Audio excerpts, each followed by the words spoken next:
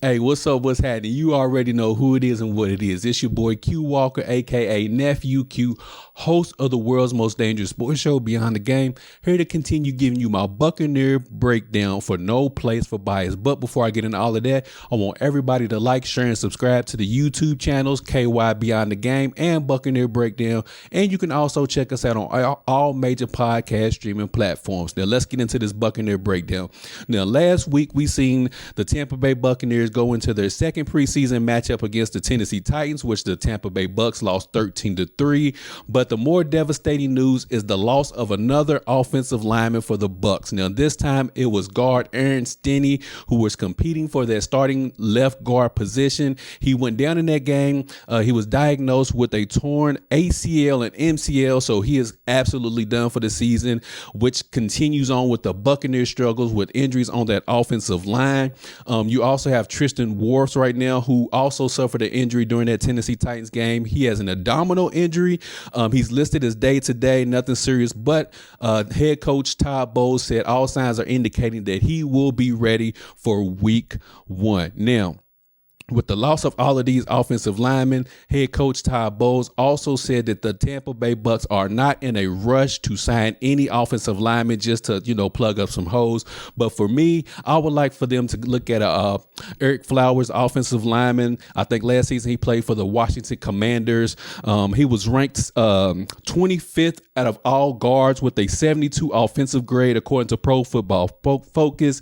The type of run scheme that the Tampa Bay Bucs run is right in line with Eric Flowers. So for me personally, I would like to see them bring in Eric Flowers to continue for the continuity of that offensive line. Now, if you see them bring in somebody, that means that the second round pick that they used on Luke Goedeke, he's not going to play this season. They don't have too much trust in him. So look for the Tampa Bay Bucs here in the next couple of weeks to add an offensive lineman. The first NFL game is September 11th against the Dallas Cowboys, and we all know what Michael Parsons can do. So Tampa Bay, you might want to get on the ball. I know Todd Bowles is not in a rush, but you might want to get on the ball and sign somebody to solidify that line. But anyway, speaking of new signings, the Tampa Bay Bucs, remember I kept telling you guys that the Tampa Bay Bucs were going to sign an outside rusher, and they did. They signed Carl Nassib. Now, he had some experience with the Bucs. He played 2 seasons for them, experiencing the best stats of his career. He had 12.5 sacks in the 2 seasons that he played for the Bucs in 2018 and 2019. Now he has 22 total sacks. So that means pretty much more than half of his sacks he got while he was with the Tampa Bay Buccaneers. They added him and signed him as a free agent. Also, Tom Brady made his triumphant return back to practice after 11 days off for personal reasons. So he's back into the fold. And also, Mike Evans has been cleared. He is now practicing with the team. He has been out with a hamstring injury. Also, good news is that Chris Godwin is participating as of last week in 7-on-7 drills. So they're continuing to bring him along nice and smooth, nice and slowly. Todd Bowles has not given any indication that he will play week 1, but the good news is they are ramping up his reps. He is in 7-on-7. Also, safety Antoine Winfield Jr. has experienced and starting to see some play at the nickel slot. Also, with the safety position, it looks like Keanu O'Neal is going to win that strong safety position, as head coach Todd Bowles has indicated that he will be ready for week 1. So pretty much he's got that slot, the other safety slot.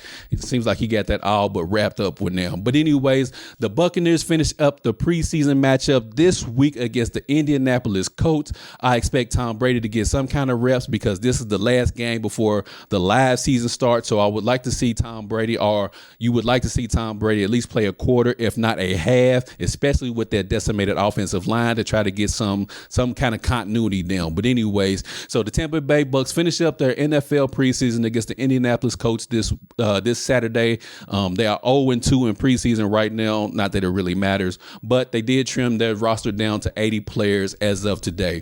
But anyways, I've taken up too much of your time. That's my Buccaneer breakdown. And like I mentioned earlier, make sure you like, share, and subscribe to the YouTube channels and listen to us on all major podcast streaming platforms as well. And this is your boy Q Walker signing off, telling you to treat somebody how you want somebody to treat your mama. And I'm about this thing, y'all. Peace.